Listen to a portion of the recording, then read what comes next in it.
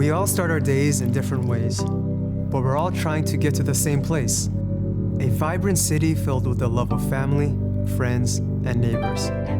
That's what makes Minneapolis home. We choose to live here. We raise our families here. We start our businesses here. We make our lives here. We work hard for the city we love. And we deserve a city that works as hard as we do. I'm Senator Omar Fateh, and I'm running for mayor of Minneapolis. From the streets to City Hall, Minneapolis is full of people with big ideas. But we don't have a mayor ready to invest in the long-term solutions that bring security to our communities. Imagine a city where everyone has access to the right public safety services at the right time. Imagine a city that invests in public education for every student. Imagine a city that backs all of its workers fighting for fair wages. But I don't want you to just imagine that city. I want you to live it. As a Minnesota senator, I've written and passed bills that made a real difference in the lives of working people, and I'm ready to bring that leadership to Minneapolis. When the city invests in you, you have more time to invest in the people you love. Block by block, you're already building the city you want to see. It's time you had a mayor willing to work alongside you. And I'm ready for us to build a city that works for everyone.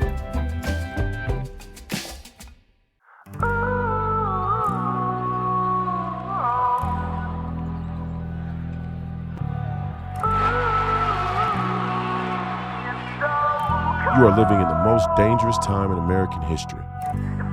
We won't take a single back step. Former professional basketball player is now the Republican Party's choice. Can you imagine Royce White, the U.S. Senator?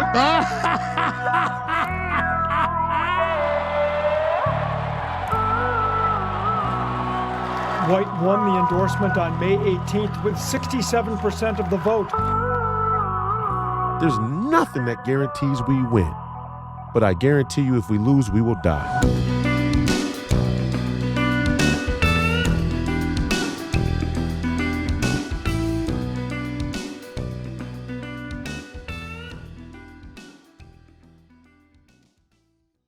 Welcome back to another episode of Please Call Me Crazy, brought to you by Free People Radio and powered by our favorite sponsor, TireGet.com. That's TireGet.com. You have to buy tires from somebody. You might as well buy them from us. Help fund the movement, help support the movement. We believe in the freedom of movement, and that's exactly what the establishment wants to take from you now. I'm your host, Royce White, here in the belly of the beast, Minneapolis, Minnesota, and this is episode 271. Am I right? Correct. Episode 271. The day is Wednesday, July 23rd, year of our Lord, 2025. We have another great reactions episode for you today. A bunch of videos queued up. Last week, I traveled to the great state of Indianapolis with my 14U basketball team. We played up a grade. 15U went 2-2 in the Nationals. Lost 2 games by about 8 and 6. Won 1 game by 30. Came back down 16 the last game and won by about 10 or 8. So it was overall a good weekend and a lot of growth and maturity with some young men that I've been coaching for a couple of years now. And we filmed some great content that we're going to hopefully use in this America's Coaches campaign. I think America is in desperate need of a coach-like figure. And I said in a podcast a couple of weeks back, it's interesting to me how America is, we love our sports culture. In the Republican Party, we love our military culture. We love hero culture, right? I mean, we love heroes, and heroes are great. I mean, all of Western civilization is built on a hero archetype for the most part, the Westphalian nation state culture and Christ. And I mean, these are hero narratives. I just saw a video the other day as a tangent where somebody basically laid out how the Matrix story arc is based on Christ, which isn't hard to see in the beginning. Most hero stories are based on the story of Christ in some respect. But it just shocks me how we love sports culture, we love military culture. All of the leaders, the great leaders who we would look up to and admire in both domains, military and sports, use profanity. And we know they do. We know they did. We know they do. In fact, we like it. If we see a coach who's who's getting on young men in a culture that's lost a lot of its male leadership, its male mentorship, and sort of tough American brand of masculinity.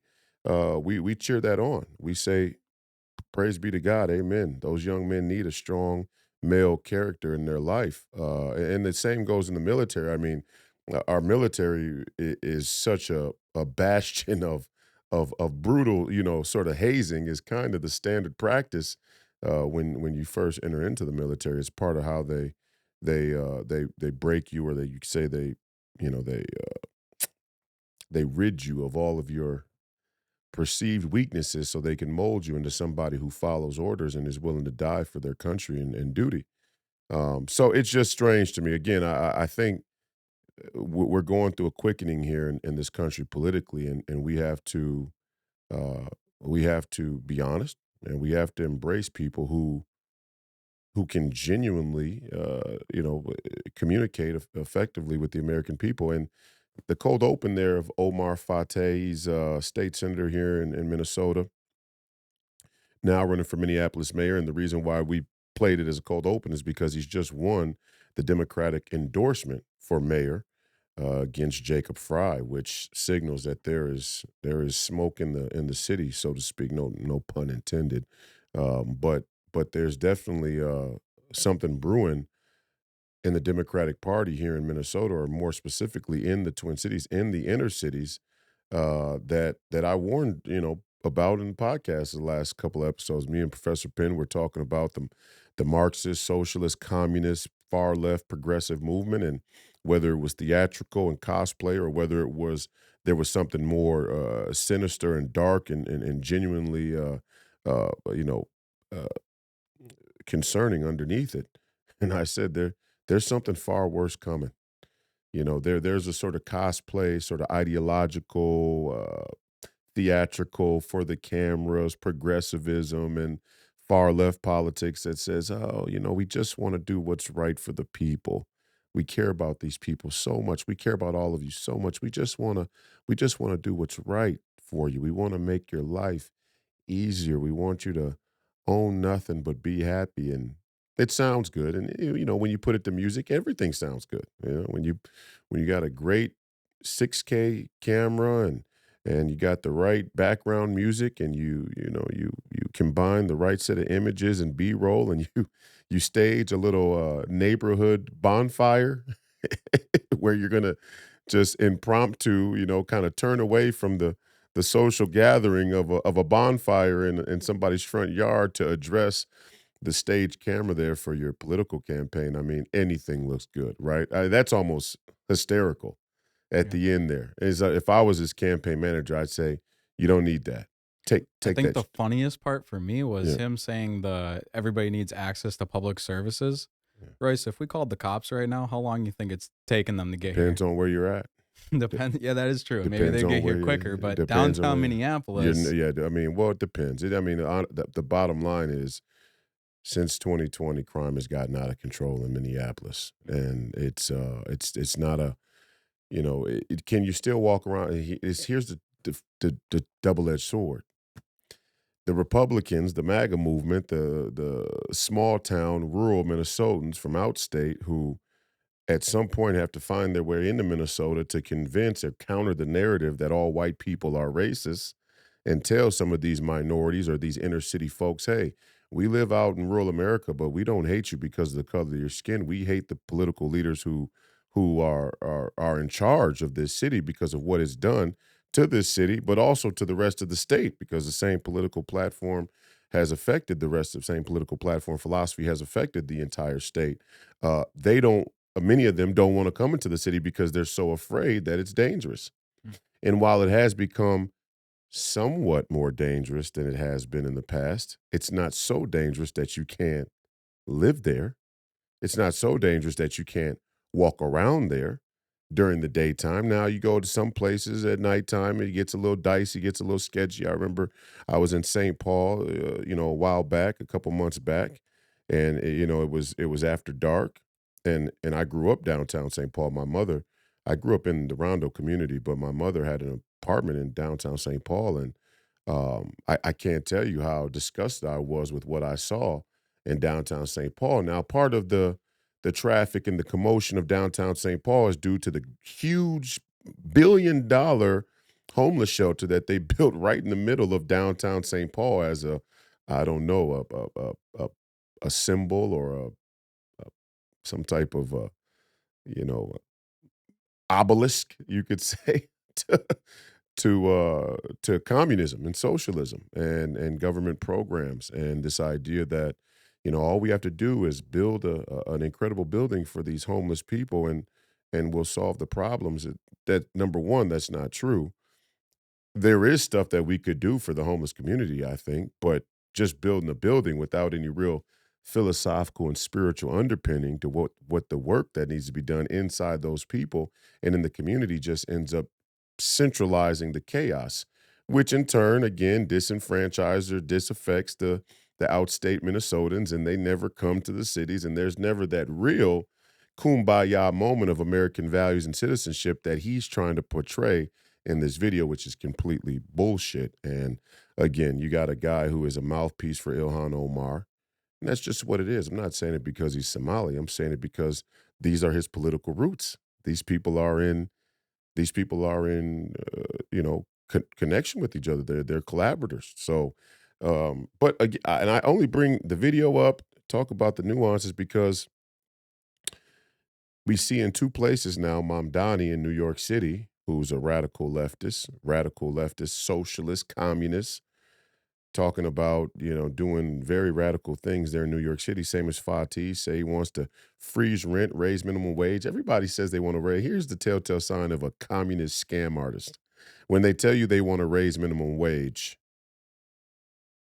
it it's not going to do anything because the corporations that still feed the communist agenda are going to just raise the prices. I mean, it's not about again. It's not about the minimum wage. Sure, could wages be better? Yeah, I would say. Yeah, there is some corporate greed that's plaguing this country, no doubt. I think the MAGA movement's the only genuine movement that's standing against it.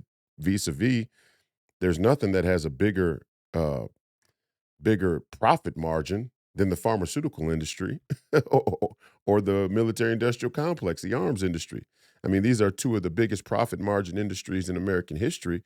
And we've tried the MAGA movement, the MAHA movement, which is making great headway, has tried to fight against both industries, hammer and tong for a while. And we're starting to, cut in, make inroads, but still a long way to go. And to say you're going to raise minimum wage is just, that's just saying, hey, I think all of you working class people are dumb. You don't understand how the economy works. You don't understand finance. And probably you don't because we don't teach it in your public schools. And if he really was going to tell the American people or people in Minnesota or Minneapolis, more or less, something honest, he would have said, we're going to teach you how the Federal Reserve works. We're going to teach you how inflation works. We're going to teach you how finance works. We're going to make sure that our public schools are teaching Minneapolis residents how finance actually works so you can tell whether or not the economic policies of your leaders are effective for yourself. He didn't say that.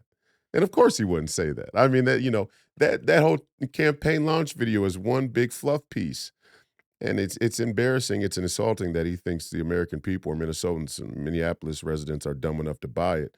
But at least inside the Democrat Party, they have endorsed him to run.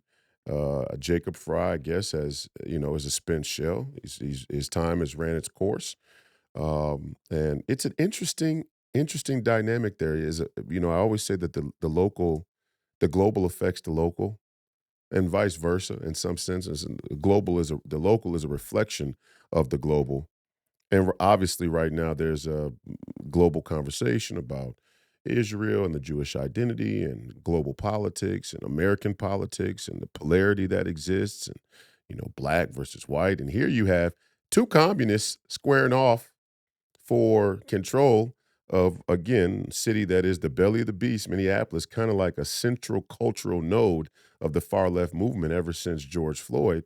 Um, Two communists of a very different variety.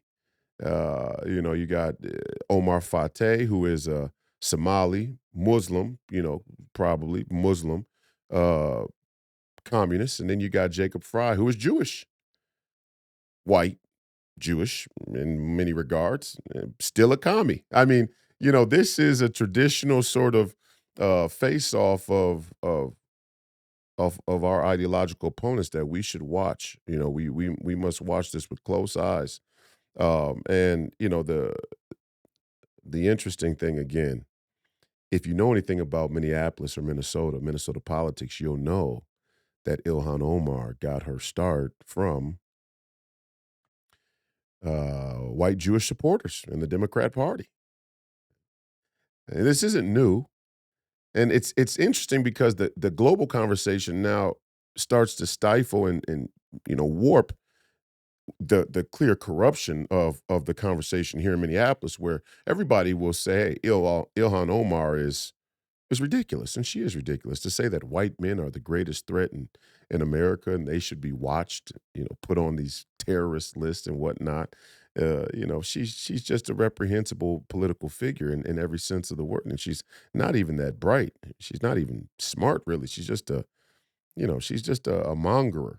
She's a political fear monger is what she is, and she's a mouthpiece for the narrative.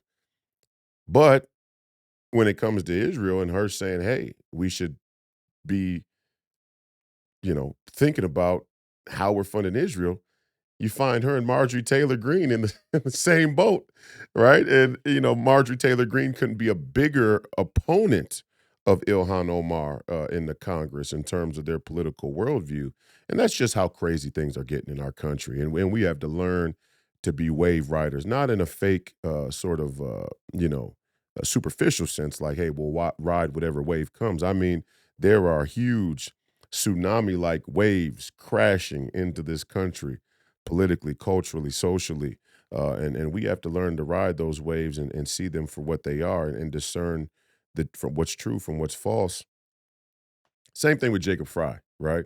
I mean, Jacob Fry is sort of this contemporary, Minnesota nice, kind of yuppie, affluent, speaks well, white Jewish guy who, says all the right things. He'll go anywhere with anybody to be able to get the support he needs to win his seat and to stay in power. And now he's facing a left that is becoming increasingly anti-Jewish, anti-Israel. And now, of course, in the election that stems right after a huge geopolitical conversation about Israel, the referendum on the white Jewish guy is clear. They're going, "You're done, buddy. We'll take the Somali communists, over you." And it's just, this is what has become of American politics. And guess what? Some of it's good. Some of it is, hey, people need to start questioning all of this stuff. The worry, the concern is always people make the assumption that the grass is greener on the other side. And I would assume none of them have visited Mogadishu in any recent times, because if you did, you'd realize that this Somalian form of communism is not something that we want to repeat here in this country. Certainly not here in the city of Minneapolis. And am I saying that Omar Fateh is a terrorist or anything like that? No, I'm not. I'm not saying that he isn't either. And I think that's a very real conversation that we need to start having in this country. So all these foreigners, and it's okay. Again, the Somalians didn't start coming here under Obama. That's a common political trope and fallacy. It was Obama let these Somalians in. No, no, no. No, the Somalians started coming here under George W. Bush. Hence the Uniparty. It's kind of the same thing. And number one, we were involved in a war there in Somalia that we still should be questioning, right? I mean, a lot of these Somalians were refugees from a war there in Somalia that us America Firsters or MAGA patriots would have objection to ex post facto. So um, again, we're in the belly of the beast here. I told you all that Minneapolis was the belly of the beast, and here's a great example. Our next mayor, it would appear, is going to be a socialist, who's from Somalia. And maybe he was born in America. I'm not even quite sure, but he's definitely been on record talking about the closeness of the Somalian community in Somalia and their political agenda or the agenda of Somalia and its roots or its influence here in American politics. And Ilhan Omar has been on record saying the same thing. These are the people that I'm up against. The worst part about it is they're not the only ones I'm up against. I mean, the MAGA movement, the America First movement, I said a couple of weeks back is, become a pincushion. We're kind of wedged between the far left, the progressive, the communist sort of Marxist socialist element of the Democrat Party, the center left, who is a bunch of uniparty corporatists.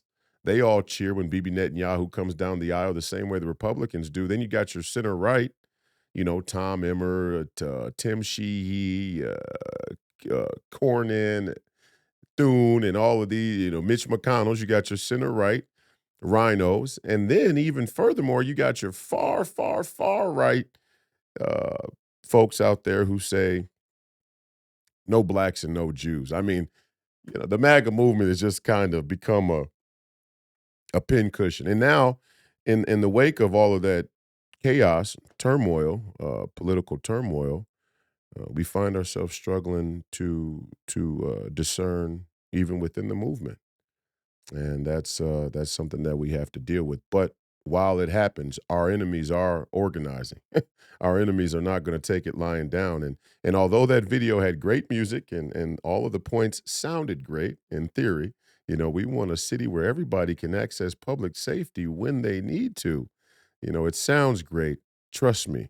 The ideology, the philosophy undergirding the communist and socialist worldview is not pleasant, and we've seen that through history. So we're going to get right into these reaction videos, and first on the list we have uh, uh, a similar thing happening in New York City. They always say that Minneapolis is or Minnesota is California, right? What happens in California happens in Minnesota next.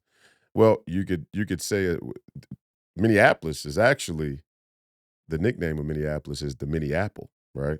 And after New York City, partly because Minneapolis has always you got the Apple's in there, which made it easy. But Minneapolis has become a very big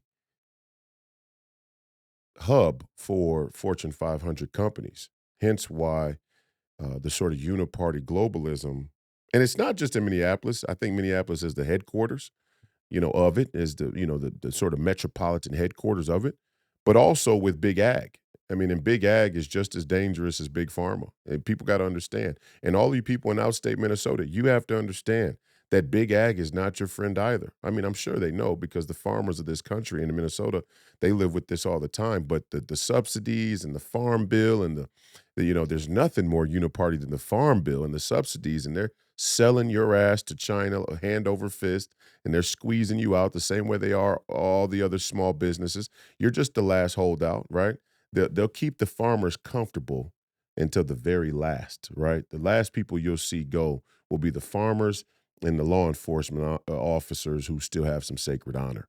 Those are going to be the last people that they squeeze out because they fear your retaliation, right? They actually fear that they won't be able to withstand the retaliation of those essential. Those are actual essential people in our society. But Minneapolis has become a hub of Fortune 500 companies and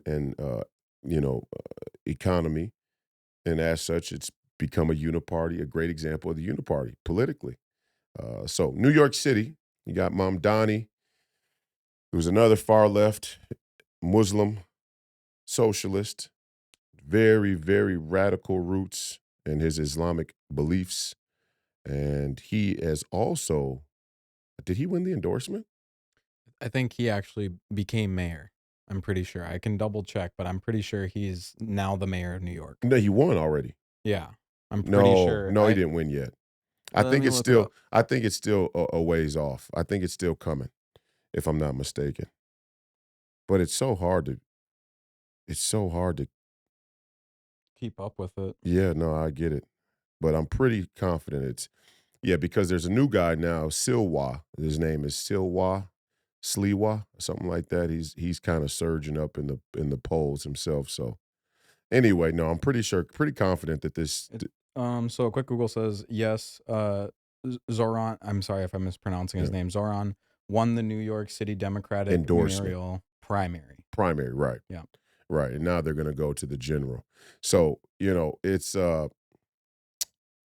to be interesting. We'll see what happens here in the New York City mayor race. Let's hear a little bit from Mamdani, who gives you the same sort of run of the mill communist pitch that you love. We're going to take a little bit more tax money from the top and everybody to kind of make it's just China. I mean, they're trying to pitch China here in America, and but it always comes with the catch. We got to Trump-proof our city, and we will arrest Bibi Netanyahu if he steps foot in New York City. Here's the thing. Again, I say this is where these political kind of issues come to clash, and they're going to use it against us. And so I say, God bless Steve Bannon and all the MAGA patriots who are standing up to this sort of Israel obsession, right? Where we can't even talk honestly about what's right in front of our face. We'll talk about that in a while. Jeffrey Epstein, which is a great example, maybe the cornerstone of modern day examples of Israel's influence or meddling in American politics. But in this debate with Mamdani and I think Cuomo and a couple of the other mayoral candidates, they asked about the rise in anti-Semitism and going to visit Israel. And every other candidate up on stage said that they would go and visit Israel as one of their first trips as New York mayor. And Mamdani was the only one who said, I'm going to stay here in New York City, and I'm going to focus on the problems in New York City. So you see, he's given a more local, what you would call nationalist version of a communist worldview that is anti-Israel. And this is the danger. I'm telling, and this is what Professor Penn has been saying. If we play this fast and loose game with anti-Semitism, we will open up the door for people like Mamdani and Fateh to use it, weaponize it, to make their pitch that they're much more America first even than the MAGA movement. I mean, imagine we're getting out America first by a couple of radical Islamic communists. But some of it is by our own doing. We got to deal with that. Let's listen to Mamdani. I've proposed is that we raise $10 billion to pay for our entire economic agenda and start to Trump-proof our city, because we know he'll use federal funding as leverage over this city. And we will do so in two key ways. The first is to match the state's top corporate tax rate to that of New Jersey. We are at 7.25%. They're at 11.5%. Corporations can pay it over there. They can pay it over here. And the beauty of it is that it doesn't just apply to corporations headquartered in New York City. Because when you say this... Pause it. Even, first of all, I don't know if any of you have been to New Jersey. I've been to New Jersey in the last 12 months. New Jersey is not anything to be, modeling yourself after. New Jersey was a shithole when I went there. Seriously. No, honest to God. When I went to New Jersey, the downtown area looked like a fucking disaster. Okay, so, he can make the example about the numbers, the ones and twos, but the reality is New Jersey as a city, if you're looking at the city and you say the economic policy is an indicator of the overall health of the city, New Jersey is not a place that they should be trying to model at. And New York City is already having big problems, in terms of the direction of the city, I would say. And of course, we know that the illegal immigrant thing hit New York City hard as well, and continues to be a problem, as well as, I've always said the fact that many people live in New York City, and to begin with, is kind of ludicrous. It is. I mean, and I took a drive to the West Coast a couple of times last summer, like 2-3 times I went to the West Coast. I went to the West Coast. I took a drive to the West Coast to go on the Hodge Twins podcast. They're in Nevada. They're in Nevada. The West Coast has so much open land, it's almost scary. Seriously. The amount of open land in the West Coast would have you believe that there was never a gold rush in this country's history, because it's still mostly flyover country. Now, am I saying that all the people, the extra people, whatever extra people means, in New York City should go live in the open, free range of the West Coast of this country? No, that's their decision to make. And I would be against any policy that forced anyone to relocate by fiat. But I will say that it would make sense for our government to incentivize people to move to places that are less populated. I mean, I think that's just sensible. And I say that in regards to the black community as well. And people was reparations. You're for reparations? No, I'm not for, HBCU, which really aren't HBCUs. Many of them were named after white uh, white liberal financiers like Rockefeller. Rockefeller's wife was one of them. I think it's not Spelman. It might be. I forget which one, but all of them, all the HBCUs really became the passion projects of all of these global elite financiers and philanthropists, right? Uh, and so I do say that reparations as a topic has been weaponized to make all white people pay extra tax, which is stupid. But in theory, the one way to in the one way to endear a nation to a man, the one way to have a man have a sense of national identity and citizenship is to give him a piece of the land. Now, we need to get rid of the property tax. That's a big deal. And I think we should get rid of property taxes where Mamdani and Fateh, they want to charge you more property taxes, of course, because you should never be able to own your house. I mean, there's somebody who needs an ambulance, right? It's like, not really. Sure, there are people who need ambulances, but there are plenty of people who bring themselves to the hospital as well, and then they get price gouged by big pharma and the rest of the medical industrial complex when they get there. Whether you got there by ambulance or not, it just adds an extra piece where they can charge you more. And the ambulances cost a fucking lot of money, don't they? Yeah. I mean, they're not really like a free service. They're actually quite expensive, which is a testament that with all the Medicaid and Medicare and all of the social programs, it's $4 trillion a year for the medical industrial complex. It still costs you $3,000 to get an ambulance 2 miles to the hospital. It's ridiculous. But anyway, the quickest way to endear a man to his nation is to give him a piece of the land, because now he has a genuine stake in it, and it's something that he can pass down from generation to generation. This is why they had the Homestead Act, in the earlier days of our nation.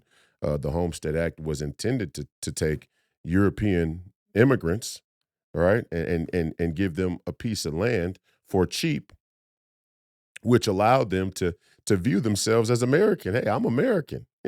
I came from Ireland. I came from Germany. I came from, Britain, Spain, or wherever I came from. I came from those places, but I'm a citizen of where I have land, and where I have land is where I have rights. And, that is a very real mechanism to try and endear a man to the land, which is why I said, listen, this illegal immigrant, every illegal immigrant who came here under Joe Biden has to go back.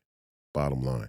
There were too many that came across, 10 million, 15 million. The number is, some people say the number is upwards of 40 million. We don't even know how many people are here, really. Are we going to be able to get all of those people that we see? They're outplaying us right now.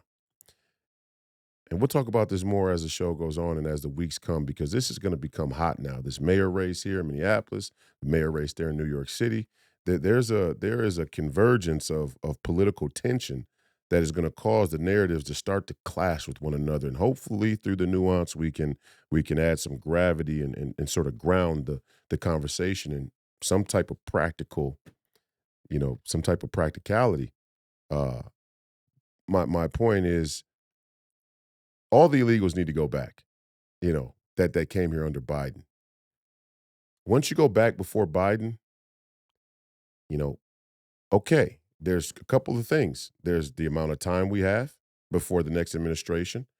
And if we're going to say we're going to create a government agency big enough to deport 50 million people, then we better damn well make sure that our political strategy matches that, and that the Democrats don't take over a new swollen government agency in 4 years or 3 years now, because that's possible. I mean, it is possible that we lose, especially if we don't get rid of the fucking machines and clean up the elections. Right? So, I mean, we're going to be, theoretically, we could be just creating a huge entity that now we hand off to the Democrats to weaponize the same way they did the DOJ and the intelligence community. Right? And by God, they will. Don't fool yourself for one fucking minute and thinking that if the Democrats take back control of this country, that they will not weaponize that entity the same way Ilhan Omar said. We need to be tracking white men because they're the most and when she says white men, she really means Christians, okay? She doesn't mean white men. White men is a dog whistle for all Christians, which would include me and anybody else out there that's any other race or skin color who's Christian. She means Christians. And you guys got to understand that these word games they play, these WWE politics they play with race, all have an underlying meaning. When they say Christians, Christo-fascists, when they say white men, fascists, what they really mean is Christians, right? So all the illegals that came under Joe Biden got to go back, no doubt. That and every last one of them. If the number's 15 million, it's 15 million. If it's 20 million, it's 20 million. We got to get the number right. But then we do have to start to consider for the rest who get the message, right?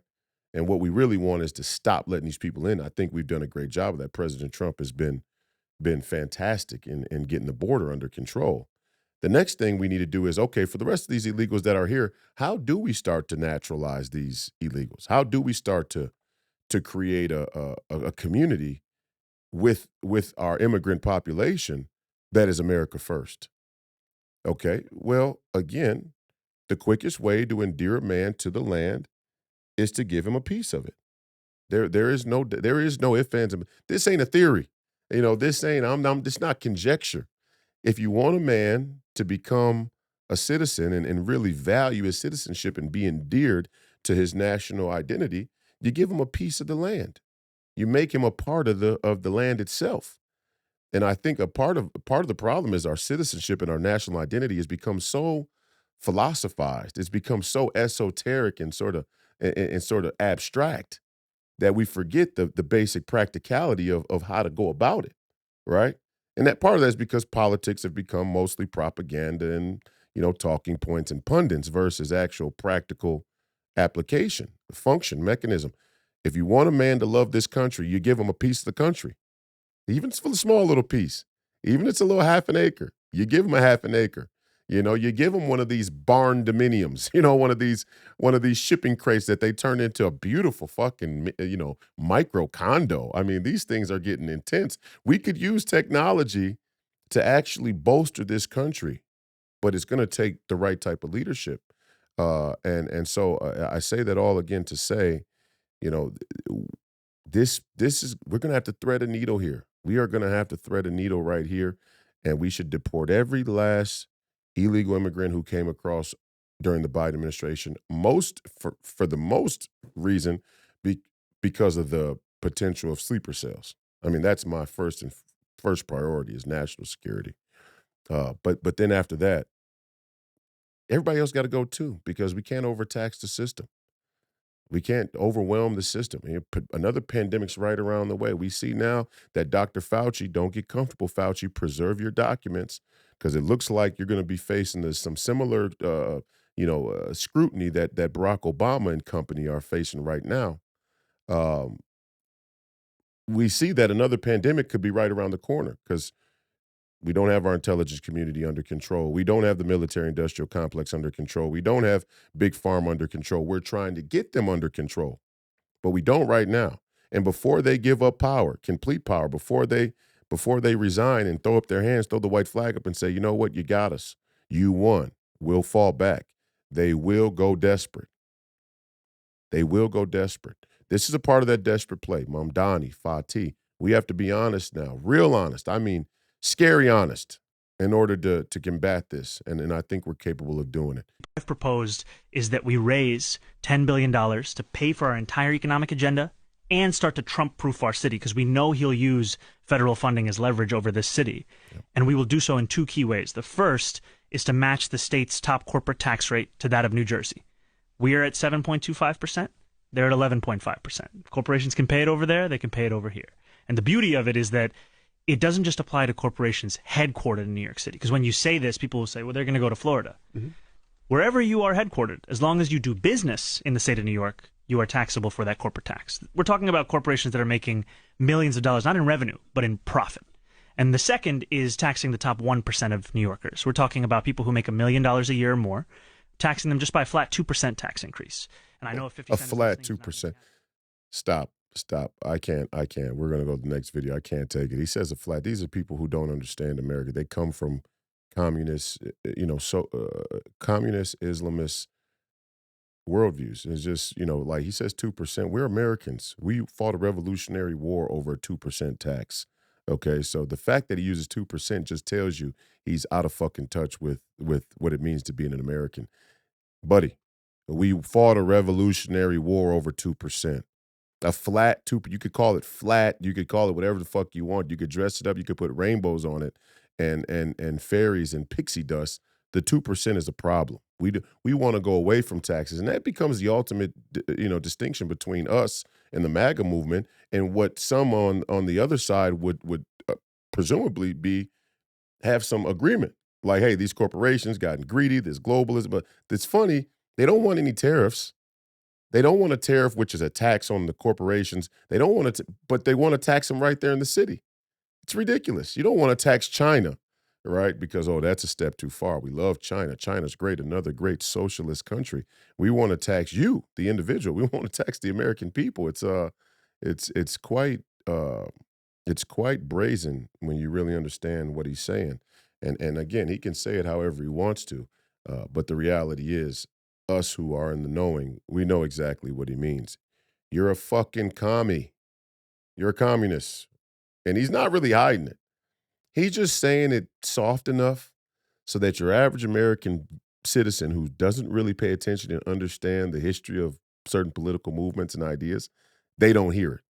The people he's pandering to on his side of the aisle, the far left and the more progressive Marxist socialist end of the Democrat Party, they know exactly what he's saying. And they all kind of have this smug sort of wink and nod, we're not really communists. We just want to flat tax the rich. No, you don't. You want bigger government. And they use the struggle of the people, mostly black people, let's be honest. They use the struggle of black people, which they perpetuate by undereducating you, to justify the expansion of the government. It's the same thing that they're doing in Israel. And it is the same thing. It's the exact same thing. They got to water down your education. They got to water down your government and your sovereignty. They got to water down your national identity and heritage. They have to water down the power, the sort of independence of a nation, all in the name of a global alliance, which ends up being global government and policy, global economics, to protect a country, Israel, from massacre, from genocide, while they commit genocide themselves on other countries. I mean, these are the types of games that they play, and it's somewhat exhausting. Let's go to the next clip.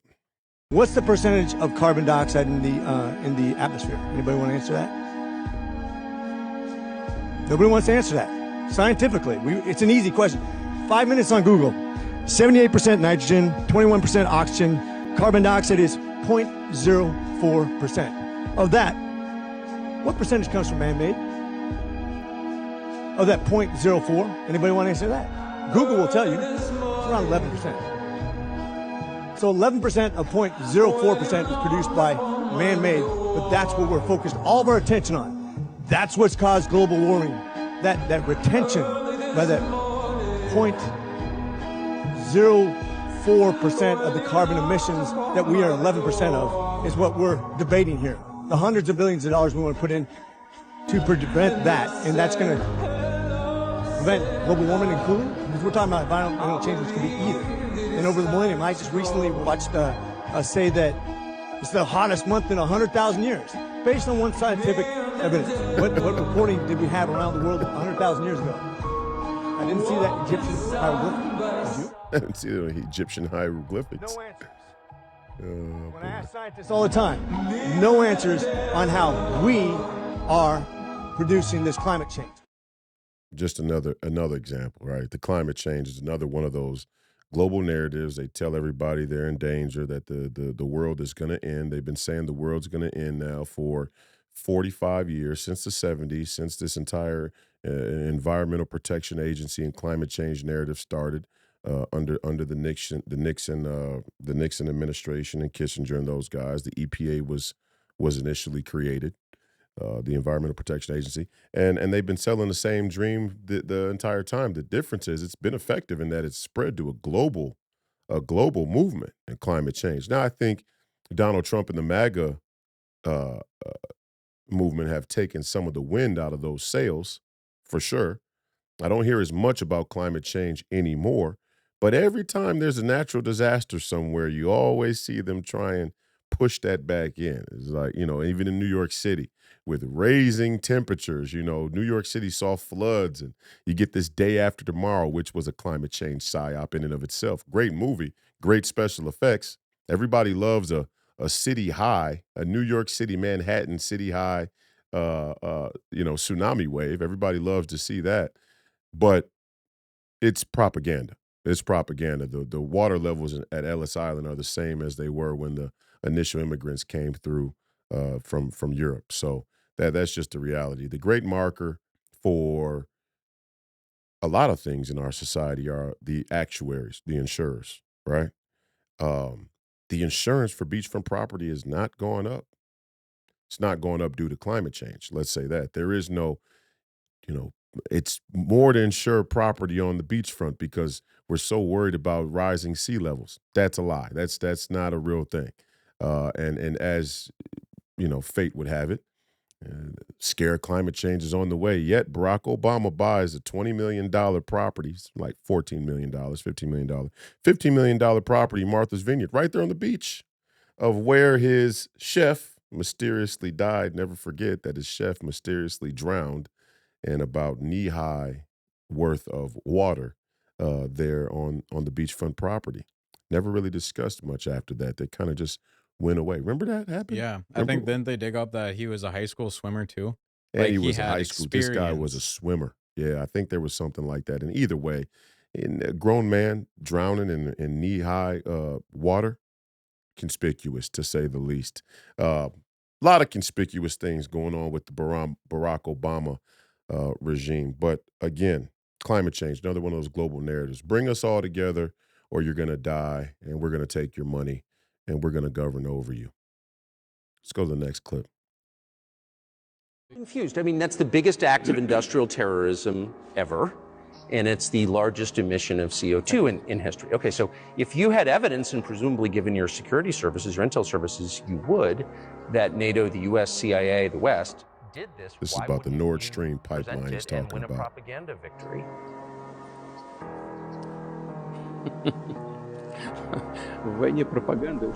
In the war of propaganda, it is very difficult to defeat the United States because the United States controls all the world's media and many European media.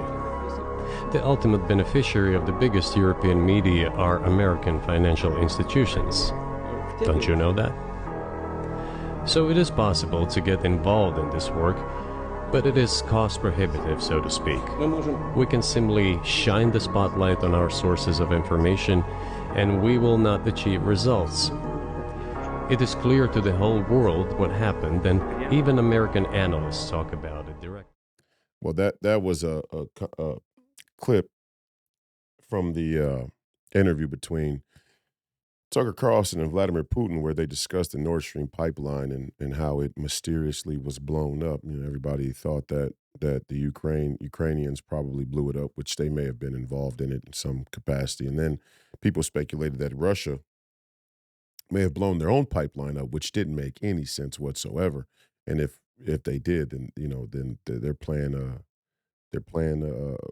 a game a level up, because all the conventional wisdom was that, despite not saying it out loud, that America had been involved in and carried out the destruction of that Nord Stream pipeline, mostly because Joe Biden was on the record saying that he would do it. They said, we will blow up the Nord Stream pipeline if Russia continues their aggressive action or something to that effect. So, but the more important piece there is Vladimir Putin saying that it's very hard to win a war of propaganda against the United States because the United States controls the world's media, and to the benefit of corporations, of the financial institutions specifically.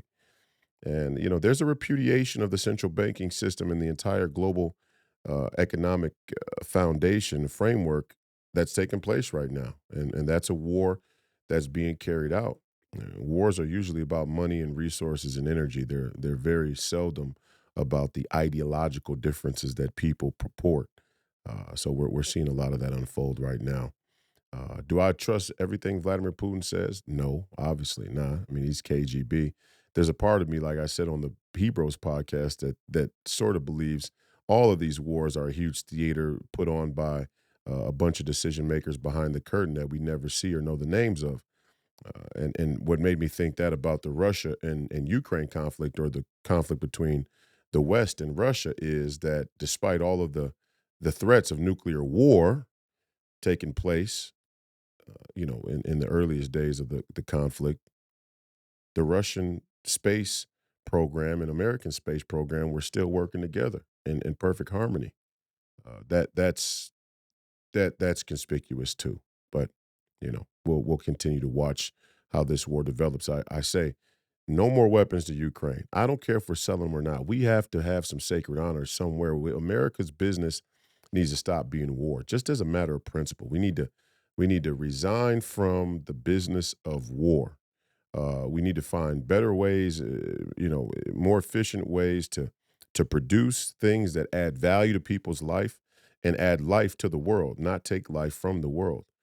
And manufacturing these weapons or selling these weapons to whoever needs to stop being our mode of business. We just need a reprieve from that type of sin, and it really is. So, see the next clip. But you think the CIA would launch a chemical weapons attack simply to smear Assad? Of course it would. Are you kidding? It's done much worse than that. It launches coups, assassinations, wars. The whole history of the United States after 1947 is bring down one government after another.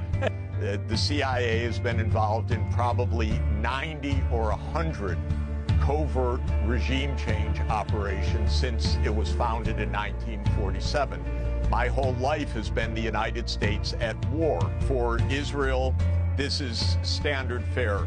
Overthrow governments in the neighborhood, expand the war, draw the United States in, and the U.S. Is always available at Israel's behest to play games and expand wars. And that's what we're seeing right now.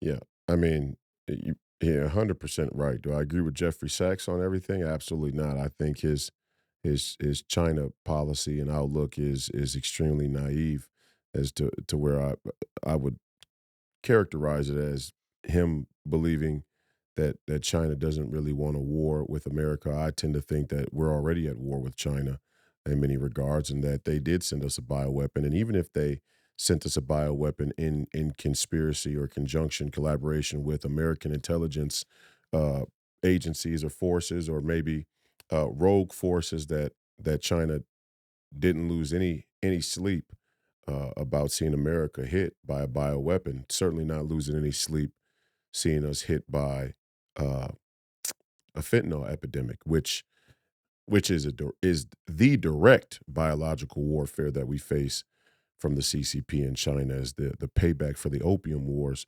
I saw Eric Prince on Sean Ryan's show, and it blew my mind because I know Eric Prince. I've met him.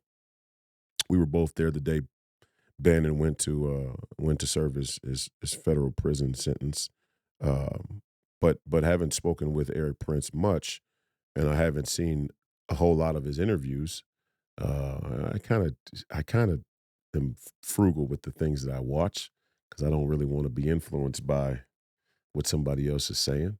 You know, I kind of just try and be novel in the way that I think about things.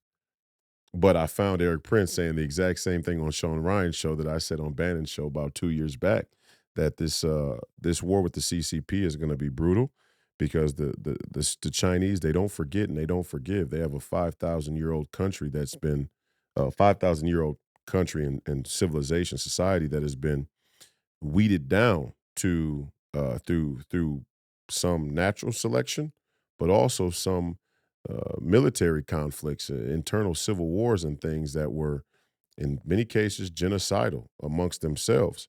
And so they do have a very war-ready culture historically. They're ready for conflict, and they have a very rich sense of the Chinese identity and the Han Chinese identity. And as a consequence, they don't look at America as America. They look at America the same way Vladimir Putin does, as the West, or the Anglo-Saxons, as he called us. And yeah, they're sending us payback for the Opium Wars, and they still believe, even though the Japanese were in great conflict with the Chinese during World War II, and there's a huge historical hatred between the Japanese and Chinese. The Chinese do believe that they still owe us 2 nuclear bombs from us bombing Japan. I mean, I'm just telling you, that's the cultural epithet there in China, is we still owe you 2. So again, what Jeffrey Sachs is saying there is spot on, though, in that, you know, we have become a war business to the point where the American people, we've been getting punked by our intelligence community, by our military industrial complex. We're getting punked. You know, we're basically being told, hey, we're going to do what we want. It doesn't matter what you want. It doesn't matter what the American people want. We'll keep finding an excuse until the American people accept it. And if in some case, in some stretch of the imagination, the American people are paying too close attention to accept our bullshit excuse, then we'll fabricate a more extreme circumstance so that you'll accept it, right? That was Operation the Bay of Pigs. Oh, well, the American people aren't going for this Cold War shit, right? The American people don't want another war, so we may have to instigate one. We may have to false flag one to get everybody on board, to get the president on board, with what we want done. So, yeah, dangerous times. Jeffrey Sachs is right. The military is a little out of control. All of its war games against China, we lose every time inside the Pentagon war games. We know what our real capability. You see, we didn't even get to this part of the war on warriors. I mean, the military-industrial complex, the way we procure weapon systems. We're always, the way our system works, the way our bureaucratic system works, where the speed of weapons procurement works. We're always a decade behind in fighting the last war, whereas China, we have what did Rumsfeld say? You go to the war, the army you have. We have the army. China's building an army specifically dedicated to defeating the United States of America. That is their strategic outset. Take hypersonic missiles. So if our whole power projection platform is aircraft carriers and the ability to project power that way strategically around the globe, and yeah, we have a nuclear triad and all of that, but a big part of it. And if 15 hypersonic missiles can take out our 10 aircraft carriers in the first 20 minutes of a conflict. Well, if you didn't believe me, if you thought, hey, who is this dumb basketball player just spewing a bunch of bullshit about geopolitics? There it is from Secretary of Defense Pete Hegseth himself saying, and not a shining compliment of the American military in any sense, that in all of our war games played out by the Pentagon with China, we lose every time. I think they've done it like 15 times or so in the last 10 to 15 years. And every time we lose, every time we lose. Now, some would maybe say part of that is America's political elite who have managed this decline, the managed decline of the West. Part of that pro-China-centric globalist American political elite, is maybe having an influence on the war games there, and has a more pro-China view of things.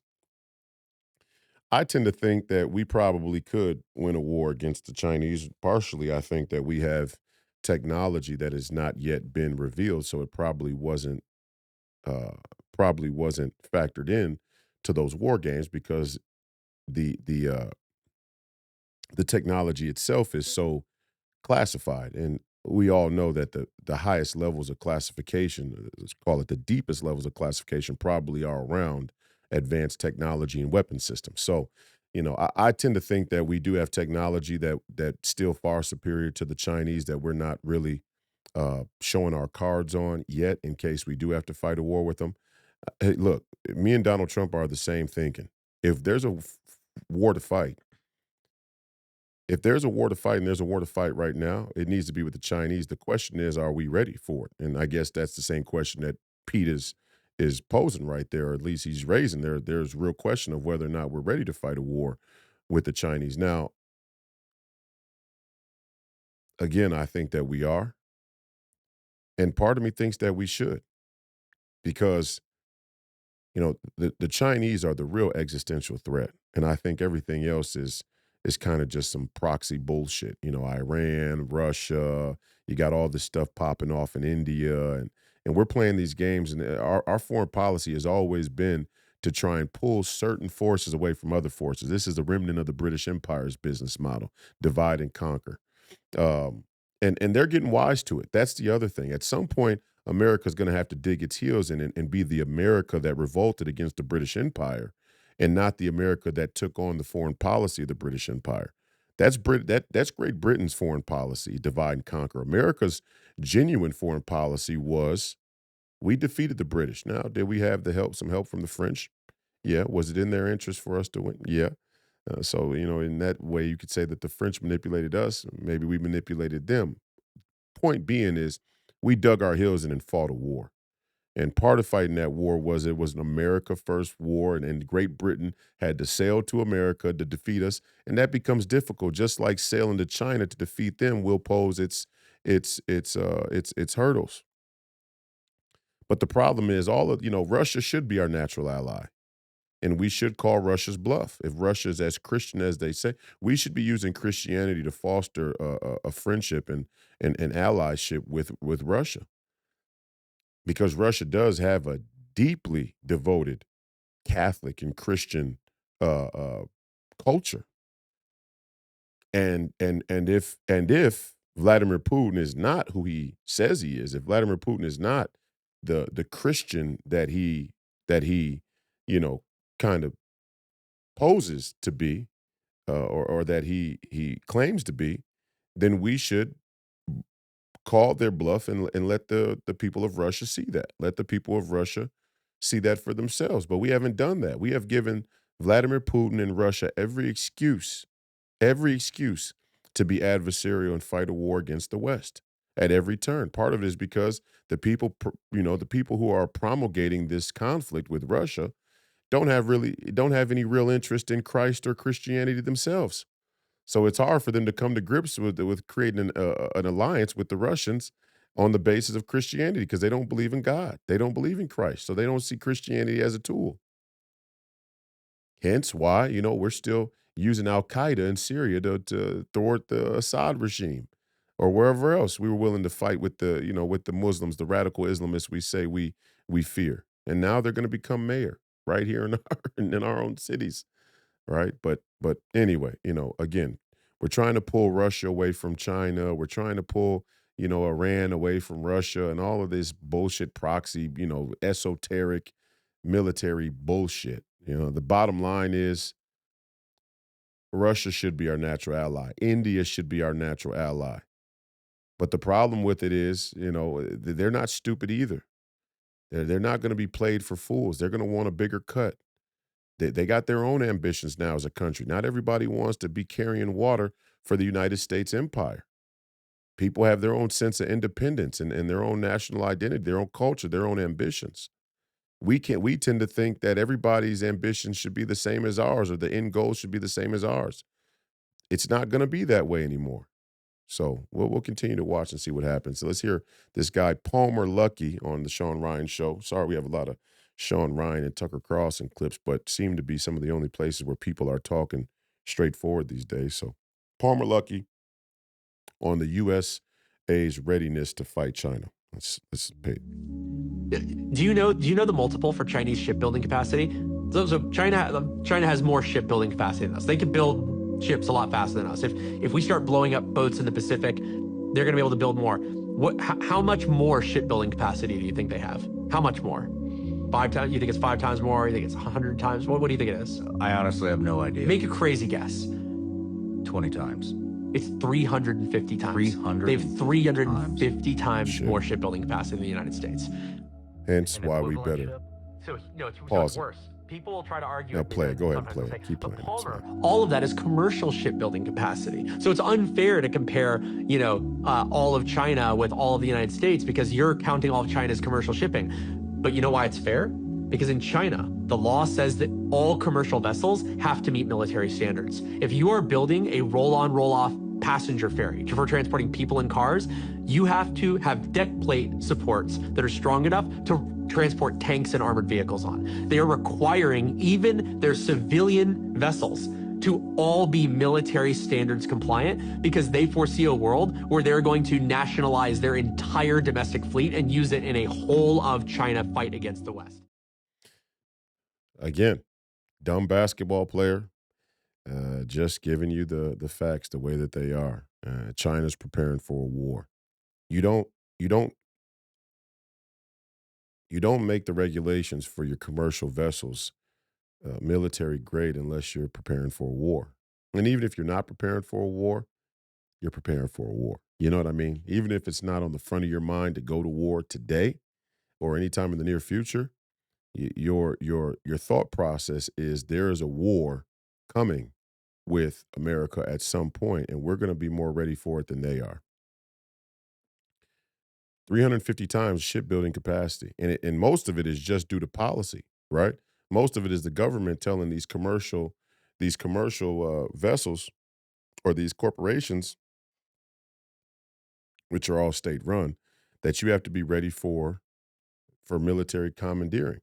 And, and a lot of people will make the case for communism or totalitarianism. I think a lot of Democrats, far left Democrats anyway, will openly try and make the case that in order to compete with China around things like military, artificial intelligence, but also totalitarian and dictatorial policy has to be an option, or else we're not going to be able to compete. And to that I say it's bullshit. To that I say the real test of America's faith in itself and its faith in God is if Congress and the Senate, the people that we elect, are wise enough, humble enough, and honest enough to come to the conclusion that we need to come to with this form of government, with a form of government that's not totalitarian and dictatorial. And they should be able to come to that conclusion. We do have to increase our shipbuilding capacity. We have to match the Chinese. And we do have to make sure that our commercial vessels have that capability as well if we want to be competitive. If not, we're going to get squeezed out by this Chinese empire that's growing on the back of our dollar. Here we go. Next clip. Here's a real question I have, and this get me in trouble. Not to relate to anybody but Bibi Netanyahu. If the Mossad had the plans for the October 7th attack a year before it occurred, why were you not prepared? Why did you not have soldiers in the southern part of Israel where the attacks occurred for like up to 7 to 12 hours? Damn. Well, first of all, let me say this whole Hunter Biden interview is interesting because I think a lot of people had no clue who Hunter Biden really was. They don't know Hunter Biden. He didn't really get a lot of spotlight other than the more sensational clips that we see of him being on drugs or him kind of being, zooted out of his mind, which, aren't a fair representation of anyone really, because most people who get high don't spend most of their time high, or else they wouldn't be able to function. They certainly wouldn't be in public as much as Hunter Biden was. And he was a very intimate piece, I feel, of that Biden administration and that Biden regime. He had a lot of access and he was involved in a lot of conversations. And, he was trusted by the Biden administration to obviously to talk with foreign powers on their behalf because he was on the record talking to foreign powers about government policy, which you could, make the argument is illegal anyway. But, you know, a lot of people aren't really familiar with Hunter Biden. So, this interview where he's obviously not high, and he's kind of cleaned himself up a little bit, which getting potential prison sentence to do that to you, right? Kind of give him a kick in the backside. Bottom line is he's on his game again in this interview, at least. And now and that doesn't mean he's a good person. He's still a corrupt asshole. And these people try to take us out. Let's be clear about it. I don't care what Hunter Biden has to say. I'm kind of Chinese in my I don't forget, I don't forgive, mentality. And I will never forget that Joe Biden said in front of the American public, if you don't vote for me, you're not black. Secondly, they made it seem as though if we didn't get vaccinated, which I didn't, that we were a danger to our community. And in some cases, we should be punished and shamed. Fuck you, Joe and Hunter Biden. You guys are fucking commies, okay? And they are. And they are. And now they have to try and play the rebound narrative. And there's this entire damage control thing happening across the Democrat Party where they're taking a little piece of MAGA and they're trying to implement it into their own, take that which is valuable and use it and discard that which is not. Bruce Lee's sort of approach to the martial arts. They're trying to absorb some of our energy, take some of our, talking points selectively. And this one is a criticism of Israel, one that I think is accurate, by the way. And that's how liars do.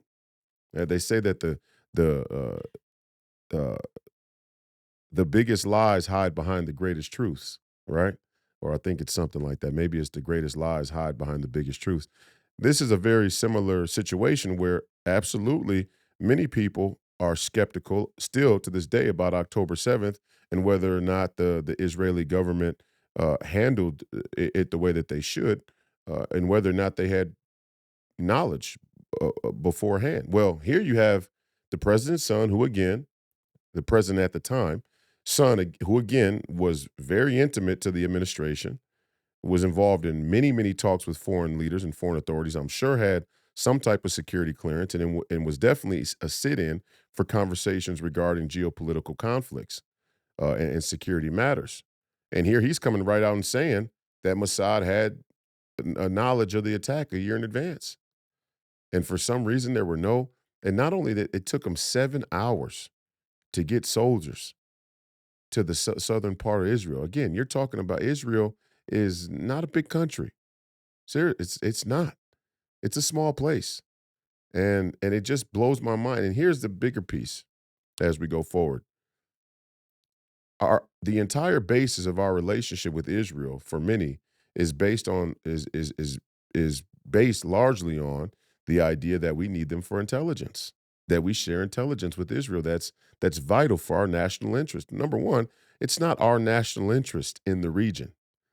It's not in our national interest to be in the Middle East at all. We need to be trying to get out of the Middle East. And if we're going to be in the Middle East, the only reason we needed intelligence in the Middle East during the Gulf War and then the post 9/11 era is because we were running clandestine operations that were sought to regime change when necessary in order to maintain our leverage in the area for economic reasons, oil being the obvious one.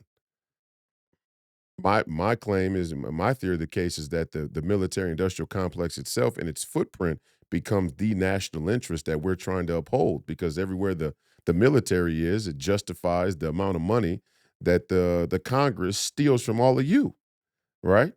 So it's kind of a chicken or the egg sort of dichotomy. But the bottom line is it's not for our national interest. It's not for our national interest to have a foothold in the Middle East. That's old foreign policy, and it's running its course. It's running its course with the American people, but it's also running its course with the evolution of our geopolitical landscape. So where we're not going to be able to defend all these outposts, bottom line, it's just not going to happen. We can't do it. We physically can't do it. And we had a skirmish with Iran, but it was just Iran. Russia and China didn't show up. They sat back. They played it cool. They said, let's see how America does with Iran. Okay, that's what they got. That's what they're using. That's how you coming? Okay, right? And China has yet to unsheath its sword. So it's interesting to hear Joe Biden now have a very similar criticism of Bibi that you hear in the MAGA movement and some of the skepticism about what happened on October 7th. Does that vindicate the Hunter Biden laptop? No. No. Does that mean Hunter Biden is in a drug addict? No. Does that mean Joe Biden's a good guy? No. Is any amount of disclosure about the nature of corruption that had gone on in this country or abroad change how I feel about Joe Biden? Absolutely not. But I am listening. I am listening. I do want more information. And we have to be able to take information even from our enemies. This is what the truth commissions were about there in South Africa. Truth commissions. We want to know. We want to hear who was implicated, who was involved in the scam, who was involved in the corruption in the scam. We want to know. So let's go to this next piece of news here is AOC. Again, we have a convergence and a clash, a colossal clash of political cultures here in this country where AOC, the real far left progressive Democrat, free Palestine, AOC, votes to send another $500 million for Israel's air missile defense system. And should that surprise you? I mean, come on. We told you AOC was a fucking con artist from the beginning. And I'm not saying it because she, said, let's give another $500 million to Israel for the air defense system. It's that she took both opposing positions. These people are neither here nor there. They're neither hot nor cold. They're lukewarm. And as Christ says, if they're lukewarm, spit them out. Spit them out. Now, there is an even-handed way to talk about look, I think we've given Israel so much money, and we have. I don't think Israel needs our money, honestly. I think Israel needs our weapons, and they want to buy our weapons, but Israel has enough money. I mean, to think that Israel doesn't have enough money is ridiculous. So I don't understand what the money is for. The weapons, that's a whole different deal. And who we decide to sell weapons to has its own moral implications, and we have to wrestle with that as a country. But to see AOC just, kowtow to the establishment is typical of what's going on. Again, the MAGA movement, we're a pincushion. If you think for 1 second that these AOC, Bernie Sanders, socialists, populist socialists are the real deal, you got another thing coming. These people are exactly who plan to take the movement over or coalesce the movement for nefarious purposes. Let's go to the next clip. Who did you not at all trust, even though you had to work with them? The Israelis. You didn't trust them? Not as far as I could throw them. We don't allow the Israelis into CIA headquarters because they would always come with gifts, and the gifts had always listening devices packed inside them. And somebody brings you a gift, you x-ray it. It's a normal process. And we're like, you guys can't keep coming back here every single time trying to bug our conference rooms. So no more. What percentage of the time did gifts have bugs in them? 100%. Be quiet. No, seriously. Are you kidding me? Absolutely not. I wish I was. 100% of the time they brought gifts that had bugs in them. Yeah. We had a safe house in Virginia, and we would meet with them there. But John, was that across the board with everybody that didn't trust them the most?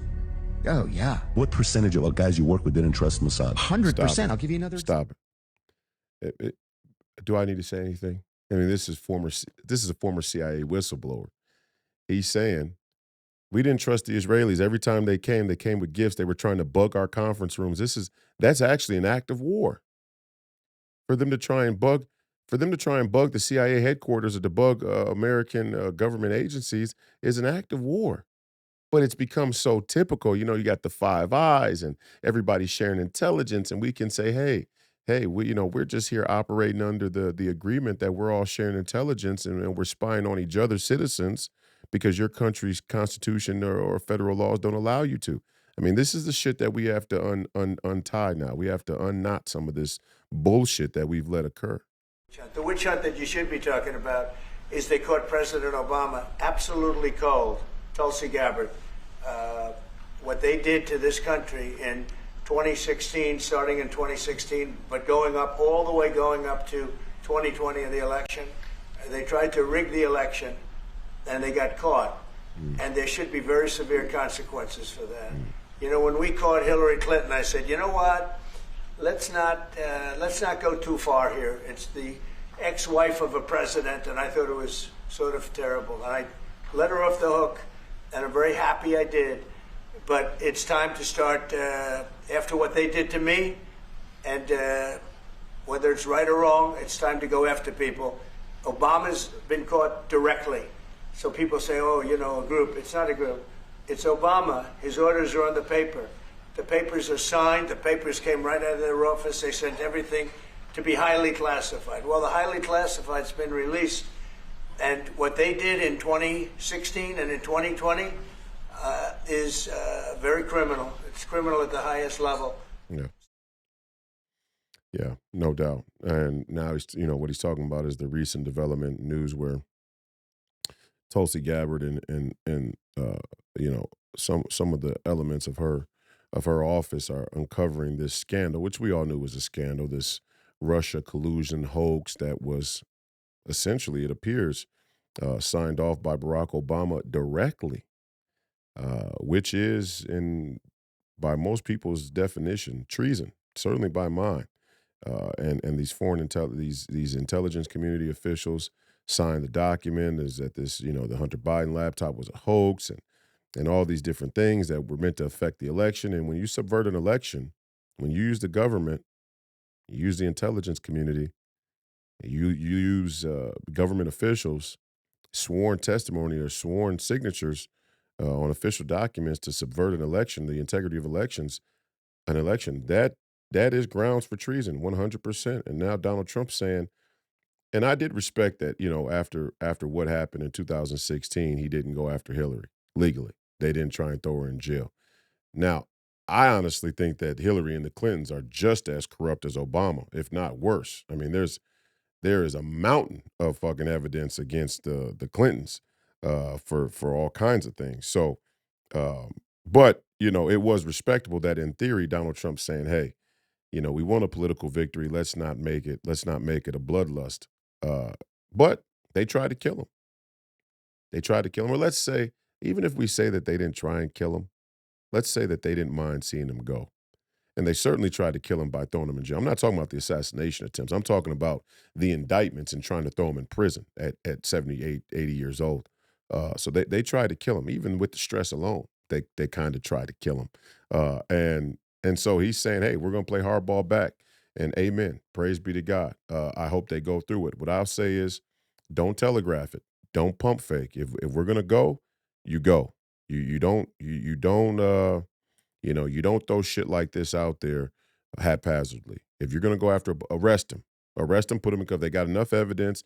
There's been way more evidence there was way less evidence against Trump to indict him and arraign him. That's for sure. There was far less evidence against President Trump to arraign and indict him and perp walk him than there is right here for this situation with Obama. So if you're going to do it, do it. Don't mess around with it. Don't telegraph. Don't pump fake. We will be releasing further documents tomorrow that will refute that statement.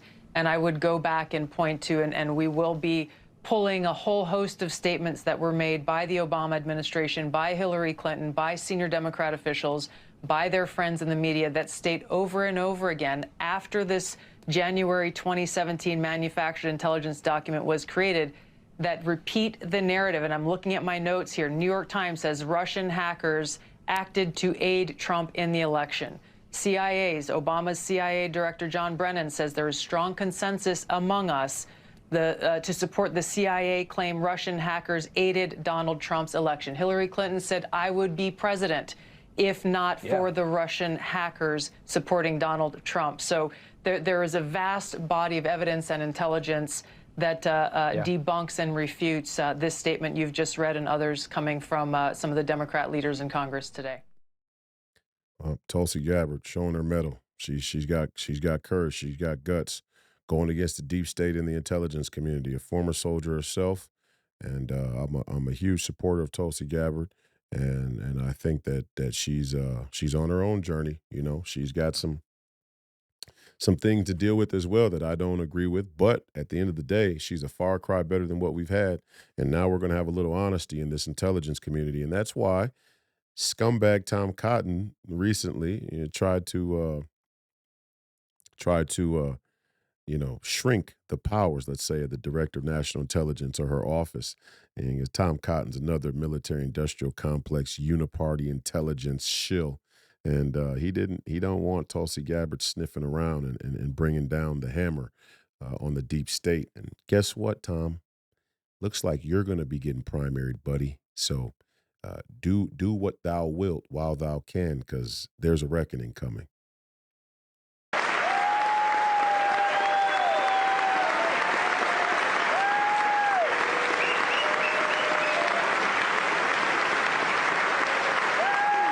Pause. You don't have to see more. I mean, this is just both sides of the aisle standing up and applauding Bibi Netanyahu.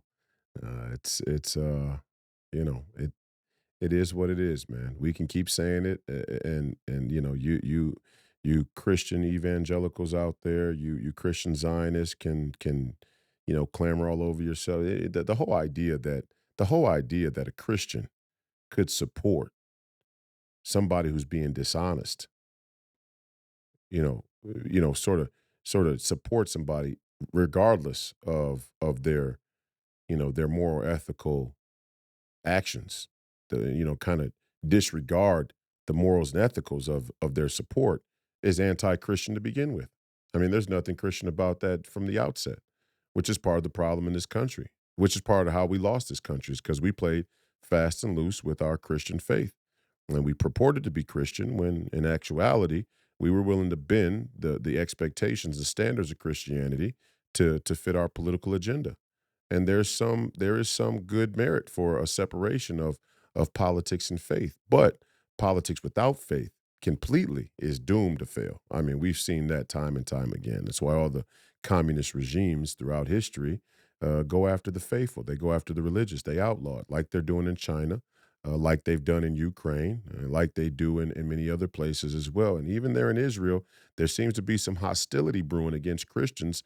Former senator, I think, but Mike Huckabee, who is a devout Christian Zionist. I mean, it doesn't get more pro-Israel than Huckabee.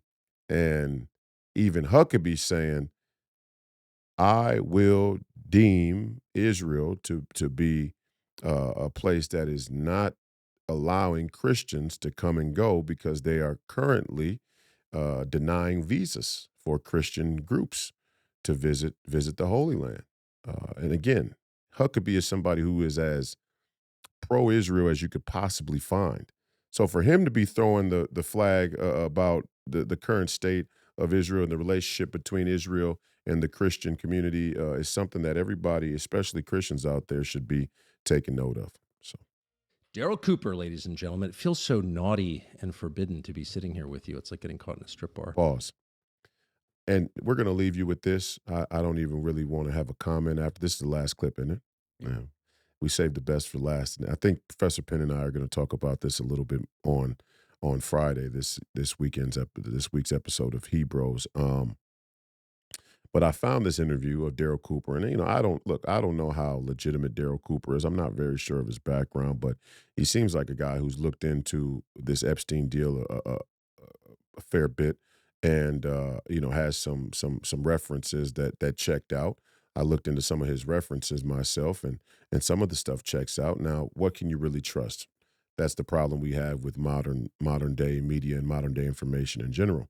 However, he does seem to be presenting a story that he certainly believes to be true, and it's just one story. But this story in particular is extremely, extremely spooky. I mean, the whole deal with Jeffrey Epstein being a math teacher at 20 years old at the Dalton High School, which is a prestigious private school there in New York City, and then the fact that he was hired by Donald Barr, who is former Attorney General William Barr's father, and that Donald Barr was dabbling in writing science fiction novels, one of which talked about child pedophilia and sex trafficking at the time where he hired Jeffrey Epstein. And this entire, and then unironically or ironically, or however you think of it, William Barr is the one who issues the arrest of Jeffrey Epstein and is the current attorney general when Jeffrey Epstein dies in federal lockup, and also was the one to deem that Jeffrey Epstein killed himself before there was an investigation that was concluded. I mean, even that alone is conspicuous as hell on face value.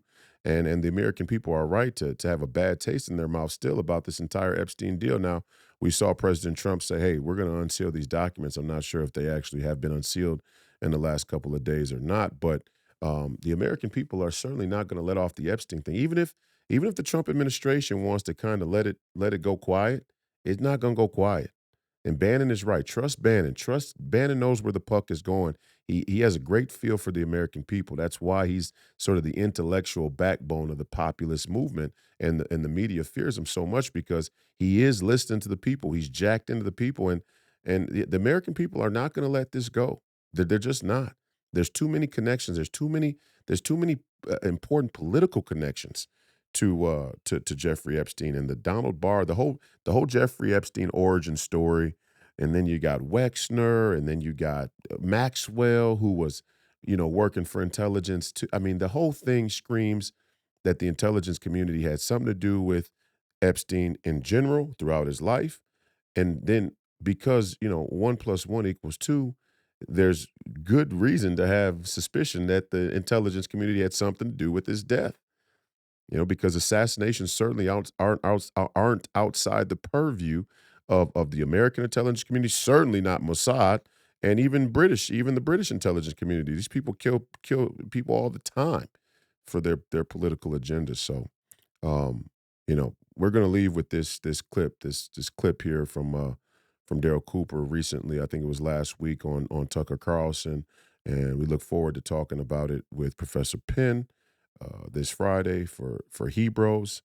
And I hope you enjoyed another episode. Please call me crazy. This reaction episode today.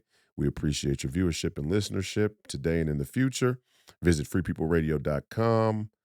Get your merchandise for the podcast. Visit tireget.com.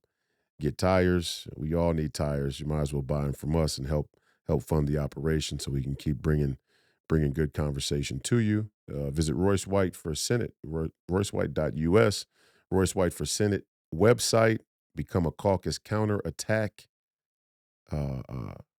soldier, we could say.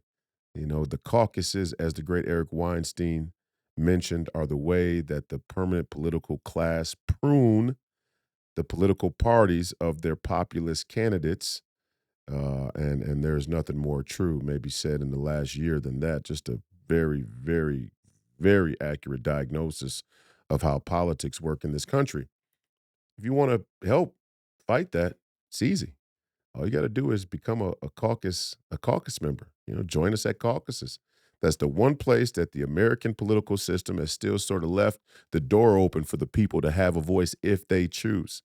Now, we choose, we get our candidates, we get in office, and if all else fails, hell, we'll put a bullet in their fucking head. I mean, there are ways to deal with these uprisings, right? We'll send you a bioweapon if need be, but it would be remiss if the American people didn't take up the opportunity, their sort of civic duty to at least have our voices be heard in the political process, in some way. So again, thanks for being here. The fight continues. The people are coming. Godspeed. God bless America. Have a good evening. Who was Jeffrey Epstein? Well, Jeffrey Epstein just started out as a normal guy, born in Coney Island, in the 1950s. First record we really have of him when he appears for us is in 1974, when he's hired to teach mathematics at the Dalton School, which is an elite private school in New York City. Now, I'm not familiar with the New York City K-12 education system, but I'm told it's a very elite place that it is. Can have their pick of mathematics teachers from all over the world if they want it. And so they hire a guy who's 20 years old, who dropped out of college after 2 years at Cooper Union with no teaching experience to teach math at this school. Basically at the age of 20? At the age of 20, basically on the strength of a meeting with the headmaster of the school at the time, a guy by the name of Donald Barr. Who was Donald Barr? Yeah, so that name might sound familiar. Donald Barr is a very interesting character, not least because his son, Bill Barr, was the attorney general who had Jeffrey Epstein arrested and oversaw his death in the federal jail that he was in. Can I just ask you, I already said I wouldn't interject, but I'm asking you to pause already. What are the actual odds of that? The Attorney General of the United States, who arrested Jeffrey Epstein, oversaw his death, declared his death a suicide before the investigation ended, is the son of the guy who hired Jeffrey Epstein at age 20 with no teaching experience or college degree to teach at one of the most prestigious schools in Manhattan. What are if you were like, hey, Grok, what are the odds? What do you think the odds are? Well, whatever the odds are, let's add a few more zeros to that. Okay. So Donald Barr was also somebody he used to work for the OSS, which was the precursor to the CIA back during World War II. So he has that connection. Excuse me. Donald Barr also dabbled in science fiction writing in his spare time. One of the books that he wrote is called Space Relations, and he wrote it right around this time that he hired Jeffrey Epstein. And I've read the book, and you can go read about it on Wikipedia. It's close enough to basically what the plot is if you want to get the idea of it. The long and short is... But you read the book. Oh, yeah, I have a copy. I make sure I get a copy of things like that. I've got a copy of... I went out and made sure I got a copy of the Architectural Digest and Washington Life magazines that profiled Tony Podesta's house and art collection, just in case it disappeared. It disappears. Yeah. And so I got a copy of it. I read it. It's not a good book.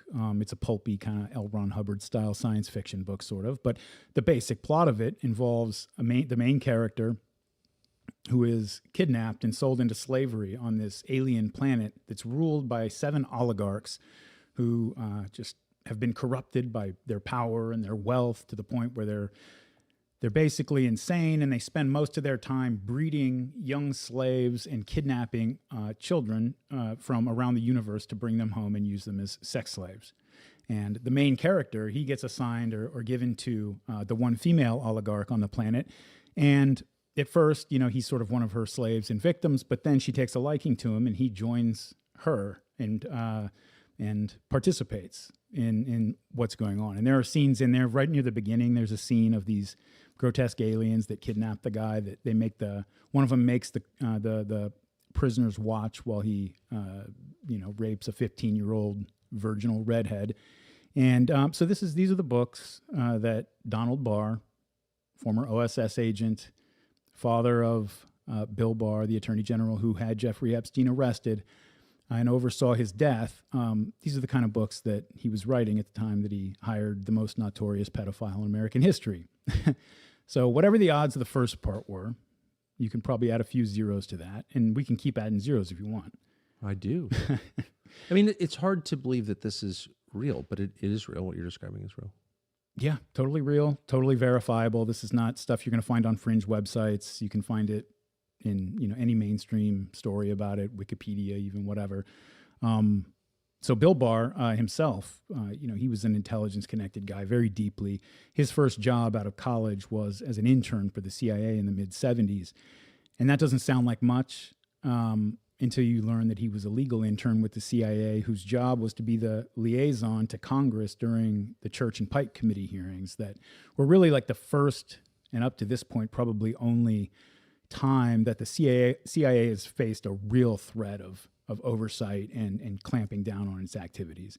And so this was a very, very critical time when a lot of the agency's secrets were coming out, and they were facing the possibility of, well, they didn't know. I mean, the agency might have gotten shut down, if this had gone badly for them. And so Bill Barr is the legal intern who is the liaison.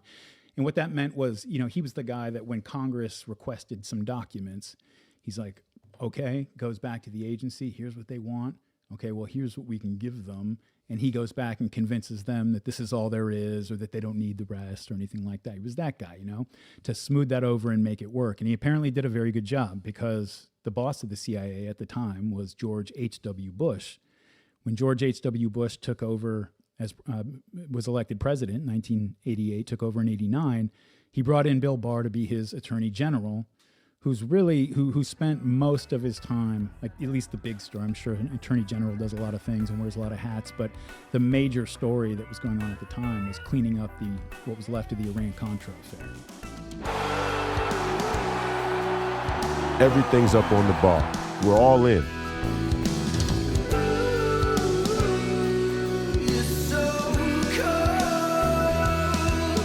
We get to decide. Do you want to live on your knees, or do you want to die on your feet fighting? That's the decision you get to make now.